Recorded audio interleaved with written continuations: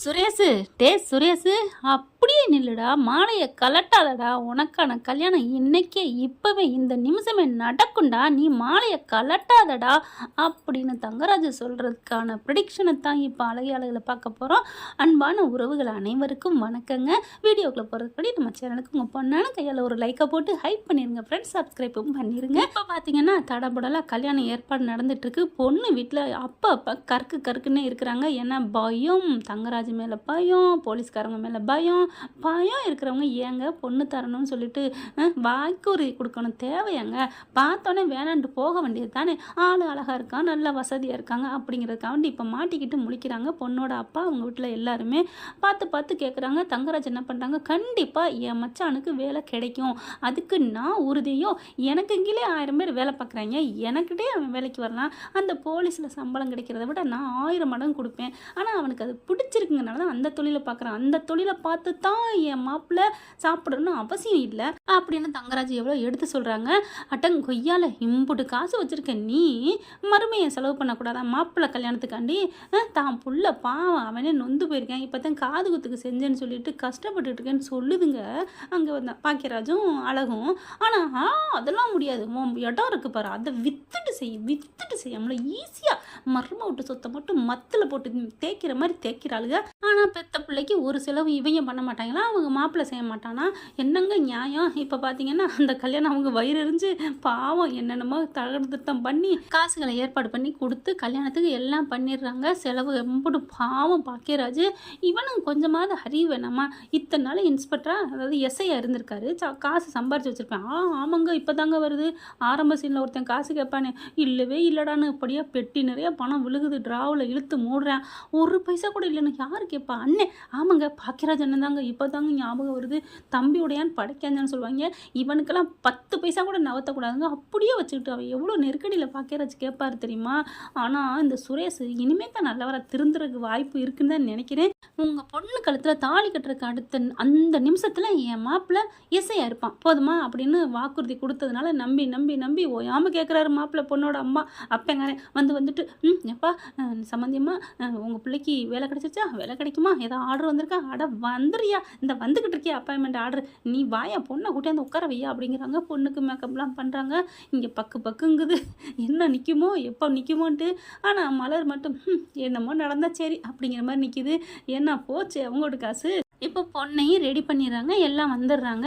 பார்த்தா வேலை கிடைக்கலையா அப்படின்னு ஆணித்தரமாக அடித்து கேட்குறாங்க.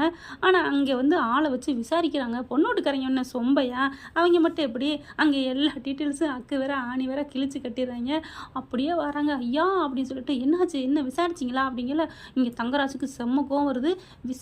எங்களை விட்டுட்டு விசாரிக்கிற அளவுக்கு தனியாக பார்த்து விசாரிக்கிற அளவுக்கு நீங்கள் பெரிய ஆகிட்டீங்களா அப்படின்னு தங்கராஜை பார்த்து கேட்குறாங்க. அதுக்கு உடனே அவங்க ஆமாங்க பொண்ணை கொடுக்குறவங்க நாளைக்கு பொறுமையாக நிதானமாக பண்ணிக்கிறங்கிறதுக்கு வேற கத்திரிக்காய் விஷயம் இல்லைங்க, இது கல்யாண விஷயம் அப்படிங்கிறாங்க. சொல்லுப்பா என்ன அப்படிங்கல. இவருக்கு வேலை இந்த ஜென்மத்தில் கிடைக்காது போல இருக்கே அப்படின்னு சொல்லல தூக்கி வாரி போடுது. ஆமாங்க, அது யாரோ ஒரு பொண்ணாமே, மலரா அறிவு மதியாமே, அந்த பொண்ணை போய் பயங்கரமாக டார்ச்சர் பண்ணியிருக்காரு. கம்ப்ளைண்ட் கொடுத்ததுக்கு போயிட்டு மறுபடியும் போய் வான் பண்ணியிருக்காங்க, போய் மன்னிப்பு கேட்டு வந்தோன்னா அதுக்கும் போய் ஏதோ பண்ணியிருக்காங்க. இப்போ கூட ரீசெண்டாக போய் அந்த பிள்ளையை போய் மிரட்டிட்டு வந்திருக்காரு, குடும்பத்தோடு தூக்கிடுவேன் அப்படி இப்படின்னு. அவங்க அப்பா வேலை கூட என்னமோ போயிடுச்சாமே. ஏங்க இப்படி இருந்துட்டு எப்படிங்க வேலை கொடுப்பாங்க? அவனுக்கு கன்ஃபார்மாக வேலையே இல்லைன்னு அங்கே ஸ்டேஷனில் பேசிக்கிட்டாங்க. ஐயா நம்ம பொண்ணை பார்த்து தான் கொடுக்கணும் அப்படிங்கிறாங்க. ஓ, எங்களை நம்பிக்கை இல்லாமல் உங்கள் வீட்டை ஆளை வச்சு நீங்கள் வேவ பார்க்குறீங்களா அப்படின்னு தங்கராஜ் வேகமாக துள்ளுறான். ஆனால் மனசுக்குள்ளே ஐயோ எல்லாம் போச்சே, இப்போ என்ன பண்ணுறது, நம்ம மாப்பிள்ளை நம்மளை நம்பி இறங்கி நிற்கிறானே களத்தில், வச்சோ அப்படின்னு நினச்சிக்கிட்டு அந்த தைரியத்தை வரவழைச்சிட்டு நான் ஜெயிலுக்கு போகிறேன் அப்படிங்கிற மாதிரி பேஸ்மெண்ட்டை வீக்காக இருக்குது. ஆனாலும் பார்த்தீங்கன்னா ஸ்ட்ராங்காக பேசுகிறான். ஆனால் அவங்க எப்படி விட்டா கண்ணே கடா கண்ணே, நாங்கள் இனிமேல் உங்கள் பிள்ளைக்கு நாங்கள் எங்கள் பொண்ணை கொடுக்க தயாராக இல்லைங்க அப்படின்னு சொல்லிட்டு எந்திரிட்டி அப்படிங்கிறாங்க. பொண்ணு டக்குன்னு எந்திரிக்குது. மாப்பிள்ளை எந்திரிக்க போல, மாப்பிள்ளை நீ மாலையை கழட்டாத, நில்லியா அது அப்படியே இருக்கட்டியா, என்ன பேசிக்கிறோம் இரு அப்படிங்கிறாங்க. தங்கராஜ் வேகமாக இங்கே பாருங்க, நான் சொல்கிறத கேளுங்க, உங்கள் பொண்ணுக்கு நல்ல வாழ்க்கையை மச்சான் கொடுப்பான், நான் கேரண்டி. ஐயோ அதெல்லாம் முடியாதியா, இவ்வளோ பேர் கேட்டு இங்கே பாரியா செல்லை பார்த்தா ஒரு ஃபோட்டோவோட வருதுங்க. இந்த மாதிரி பஞ்சாயத்துக்குன்னு வந்தவங்கள போயிட்டு பயங்கரமாக மிரட்டியிருக்காங்க வச்சுருக்காங்க அப்படி இப்படின்னு எதில் பார்த்தாலும் வருது. என்ன நினச்சிட்ருக்கீங்க, கிளம்புங்க பொண்ணுட்டு அதெல்லாம் கிளம்புங்க அப்படின்னு சொல்லிட்டு திரும்பி பார்க்குறாங்க. இப்படி ஒரு மச்சான் இப்படி ஒரு மாமே, இந்த ஜென்மத்தில் உனக்கெல்லாம் கல்யாணமே நடக்காதியா. ஒரு பொண்ணை போய் என்ன பாடுபடுத்தியிருக்க. அந்த பொண்ணு தைரியமான ஆளை கண்டு ஸ்ட்ராங்காக நின்று உன் வேலை போயிருக்கு. மற்றவங்கள இருந்தால் பயந்துட்டு போயிருப்பாங்க. எனக்கு வேணாம்ப்பா, நீ எத்தனை பேர் பாவத்தை கொட்டிக்கிட்டியோ, என் பொண்ணுக்கு நீ வேணாம் அப்படிங்கிற அப்பா அப்படிங்கிற அந்த பிள்ளை அம்மா வாமா அப்படின்னு கூட்டிகிட்டு போயிடுறாங்க. அப்படியே கல்யாணம் நின்று போச்சுன்னு தலையில் துண்டை போட்டுட்டு உட்காந்துருக்காரு. இங்கே தங்கராஜ் மாமனார், இங்கே சுரேஷோட அப்பா தாங்க. அடுத்து பார்த்தா மலர், ஐயோ என்னாச்சு ஏங்க, நம்ம இவ்வளோ காசு செலவு பண்ணி கல்யாணம் நின்று போச்சேங்க அப்படின்னு சொல்லிட்டு பார்க்குறாங்க. ஐயோ எல்லோரும் சாப்பிட்டாவது போகட்டுமேனு பார்த்து வாயை எடுக்குது. ஆனால் டக்குன்னு பாக்கியராஜ் வாயை மூடிடுறாரு. ஏண்டி வாயை கொடுத்து வாங்கி கட்டிக்கணுமா, பணம் போனதோடு போயிட்டு போகுது, பேசாமல் நில்லு அப்படின்னு அடக்குறாரு. ஏங்க நம்ம காசையும் செலவழிச்சு போட்டு காசு போச்சேன்னு கூட சொல்லக்கூடாதா வாயை திறந்து. என்னங்க அநியாயம் அட்டுழியமாக இருக்குது, பேசாமல் இரு மலர் ப்ளீஸ் மலர் அப்படின்னு கெஞ்சுறாரு. ஆனால் நான் இப்படி கெஞ்சி நாடகம் போட்டுருங்க, என்ன பண்ணுறது, அப்படியே பச்சை பிள்ளை மாதிரி முழிக்கிறீங்க, போய் தொலையுதுன்னு விட வேண்டியதாக இருக்கே அப்படின்னு நினச்சிக்கிறாங்க. அடுத்து பார்த்தா அப்படியே சுரேஷ் ரொம்ப வெந்து நொந்து போயிருக்காங்க. இப்போ என்ன பண்ணுறது ஒன்றும் புரியலையே. அதுவும் கோயிலில் வச்சு தான் கல்யாணத்துக்கு பார்த்துருக்காங்க. அதே சமயம் இங்கே மதி வீட்டில் போயிட்டு அவங்க மிரட்டிட்டு வந்திருக்காரு. இன்னையோட டைம் முடியுது, நாளைக்கு வந்து ஒழுங்கு மரியாதையாக பணத்தை கொடுக்கலையா, அதுக்கு என்ன வழிங்கிறத நீ வவுச்சரை சொல்லிட்டு வர்ற, இல்லைன்னு வச்சுக்கேன் உன்னை தூக்கிடுவேன், இல்லைன்னா உன் மகளை தூக்கிடுவேன் அப்படின்னு சொல்லிட்டு பயங்கரமாக மிரட்டி விட்டு வராங்க. அதனால என்ன பண்ணுறாரு, கோயிலுக்கு போயிட்டு சாமியை கும்பிடுவோம், அதே சமயம் அவங்கக்கிட்டையும் கெஞ்சி கேட்டு பார்ப்போம், வீட்டுக்கு போவோம், வா எல்லாரும் வா, முதல்ல காலில் விழுந்து மன்னிப்பு கேளு, அப்போ தான் கொஞ்சமாவது இறக்கப்படுவாங்க, இல்லைன்னா 30 லட்சம் எப்படி கொடுக்குறது, 30 லட்சம் போச்சு, என் வேலை போச்சு, இப்போ அவன் கொடுத்த கடனை கேட்குறான், வீட்டு கடனை அடைக்கணும், நான் என்ன பண்ணுவேன் அப்படின்னு சொல்லி அழுகிறாங்க. அப்பா நான் பார்த்துக்கிறேன்ப்பா, உண்மையிலே அந்த மனசு யாருக்குங்க வரும், பெத்த பிள்ளைங்கள நிறைய பேர் எப்படியோ போனால் நமக்கு என்ன, நான் நல்லா இருந்தால் சரி, நீங்கள் பெற்றீங்க வளர்த்தீங்க கட்டி கொடுத்தீங்க அப்படி தாங்க நினைப்பாங்க. ஆனால் இந்த மதி வந்து நான் இருக்கேன்னு சொன்னாலும் அவங்க கேட்கல, நீ இருந்து எப்போ மெல்ல மெல்ல ஊறி எப்போ நம்ம வின் பண்ண முடியும் அப்படிங்கிற மாதிரி பார்க்குறாங்க. கிளம்புங்க எல்லாரும் கோயிலுக்கு அப்படின்னு சொல்லிட்டு 4 பேரும் கிளம்பி வராங்க. கோயிலுக்கு போயிட்டு சாமியை கும்பிட்டுட்டு அதுக்கப்புறம் தங்கராஜுக்கிட்டையும் அவங்க வீட்டையும் போய் மன்னிப்பு கேட்கணும், காலில் விழுந்து மன்னிப்பு கேட்கணும், இல்லைன்னு வச்சுக்கேன் அப்படின்னு சொல்லி திட்டிக்கிட்டே வராரு. கரெக்டாக பார்த்தா என்ன கல்யாணம் நடக்குது அப்படின்னு பார்க்குறாங்க. பார்த்தா கல்யாணம், ஆமாம் கல்யாணம் இங்கே தான் நடத்துகிறாங்க போல இருக்கே அப்படின்னு சொல்லிட்டு, சரி வா இந்த நேரம் கொஞ்சம் சந்தோஷமாக இருப்பாங்க, ஐயா கையில் கல்லில் விழுந்தாது உனக்கா பாவம் மன்னிப்பு வாங்கி தரேன் வா அப்படின்னு கூட்டிகிட்டு போக மதிக்கு செம்ம காண்டாது. அப்பா ஏன்பா வாயை மூடியா நடின்னு அவங்க அம்மாவும் திட்டுறாங்க. அதுக்கப்புறம் உள்ளார போகிறாங்க. தங்கராஜ் பார்த்துட்டே இருக்காருங்க. இப்படி திரும்பி பார்க்குறாங்க, வர்றா பாரு அப்படின்னு செம்ம கோவம் வருது. இவனுக்கெல்லாம் எப்படி கல்யாணம் நடக்க போகுதுன்னு ஆளாளுக்கு பேச ஆரம்பிக்கிறாங்க.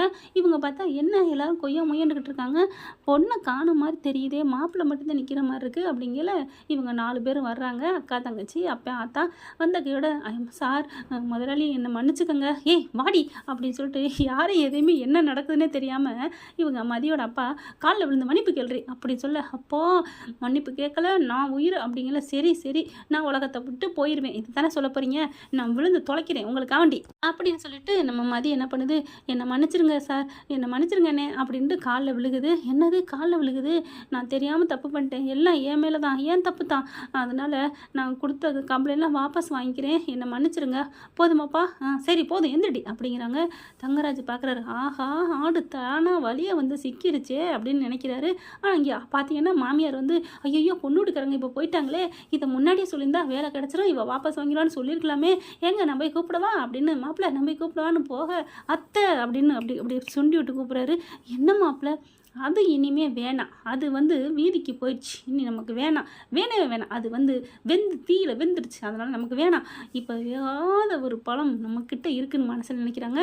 அதுக்கப்புறம் பார்க்குறாங்க, என்னப்பா என்னாச்சு கல்யாணம் நின்று போச்சா, என்னாச்சு ஏன் என்னவா என்னையா கேட்குற, உன் பொண்ணு பண்ண காரியத்தில் என் மாப்பிள்ளையோட என்னை நம்பினா மலை மாதிரி அவரோட கல்யாணம் நின்று போச்சு தெரியுமா அப்படின்னு கேட்க, ஐயோ என்னை மன்னிச்சிருங்க எங்களுக்கு அதெல்லாம் தெரியாது, என் புள்ள பண்ண தப்பு தான், நான் அவங்ககிட்ட மன்னிப்பு கேட்டு காலில் விழுந்து கூட்டு வரட்டுமா, ஐயோ அவங்கெல்லாம் வர மாட்டாங்க, அப்படியே வந்தாலும் இனி அந்த குடும்பம் எனக்கு தேவையில்லை, எப்போ என் காலில் என் முதுவை பிடிச்சி தள்ளி விட்ட மாதிரி என்னை நம்பாமல் பண்ணிட்டு போனாங்களோ அவங்க இன்னைக்கு தேவையில்லை, ஆனால் அதே மாதிரி லிஸ்ட்டுக்கு நீ போகக்கூடாதுன்னு நான் நினைக்கிறேன், இன்னும் அவங்க நிலைமைக்கு நான் உன்னை நின்று வச்சு பார்க்கல, முன்னாடி தான் வச்சு பார்க்குறேன், இப்போ நீ சொல்ல போகிறதுல தான் நீ அவங்கள மாதிரியே என் முதுகில் தள்ளுறேன்னு நான் நினைக்கணுமா, இல்லை என்ன பண்ணணுங்கிறத இப்போ உன் வார்த்தையில் இருக்குது அப்படின்னு சொல்ல, என்னங்க சார் சொல்லணும் சொல்லுங்கள் சார், நீங்கள் என்ன சொன்னாலும் கேட்குறோம், பாருங்கள் என் மக வந்து காலில் விழுந்துட்டால அப்படியே சொல்லல, அதனால தான் நான் இப்போ உன்கிட்ட பேச போகிறேன் அப்படிங்கிறாங்க. அதுக்கப்புறம் அவங்க அப்பா அம்மா என்ன பண்ணுறாங்க, டே சுரேஷ் மாலையை கழட்டி போடுறா வாடா, இந்த கல்யாணம் நின்று போச்சுங்க அவ்வளோதான் அப்படின்னு சொல்லல. அத்தை யார் சொன்னா அப்படிங்கிற அங்கே திரும்புறாரு சுரேஷ். மாலையை கழட்ட, டேய் கழட்டாதடா கழட்டாத, அதை அப்படியே போட்டு வை. மாமா என்ன மாமா, ஆமாடா உனக்கு இந்த கல்யாணம் நடக்கும், இப்போவே இந்த நிமிஷமே இந்த நொடியே நடக்கும்டா இங்கேயே. என்னப்பா சொல்கிறீங்க, என்ன மாமா சொல்கிறீங்க?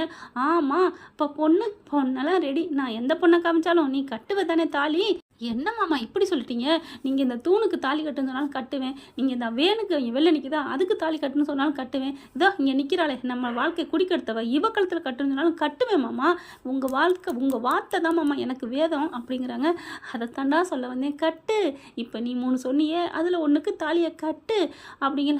மாமா என்ன மாமா இந்த தூணுக்கு கட்டணுமா? டே அதுக்கு போய் கட்டுவாங்களா, அப்போ வேனுக்கு கட்டணுமா? டே என்னடா அப்போ தான் பார்க்குறாங்க மதி, அட பாவி என்ன அந்த 2 விட நான் அவ்வளோ கேவலமா அப்படின்னு நினைக்கிறாங்க. ஏன்னா போனால் போதுன்னு கடைசியில் வேறு வழியே இல்லாமல் சூஸ் பண்ணுவாங்கல்ல, அந்த மாதிரி. அப்புறம் யாரை மாமா, இதோ நிற்கிறாளே உன் வாழ்க்கை கெட்டு போய் நிற்கிற காரணம் இவ தானே, இவ தான் உனக்கு வாழ்க்கை கொடுக்க போகிறா.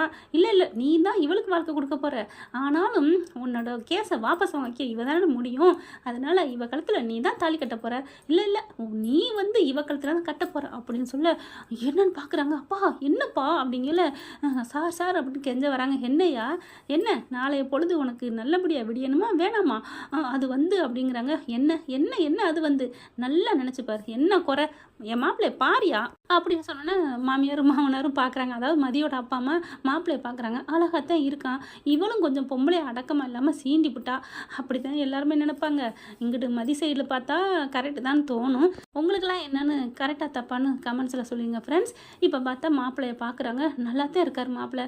சொத்து சொத்துக்கு பஞ்சமா, மாமா நான் இருக்கேன், என்னை விட உங்களுக்கு என்ன வேணும்?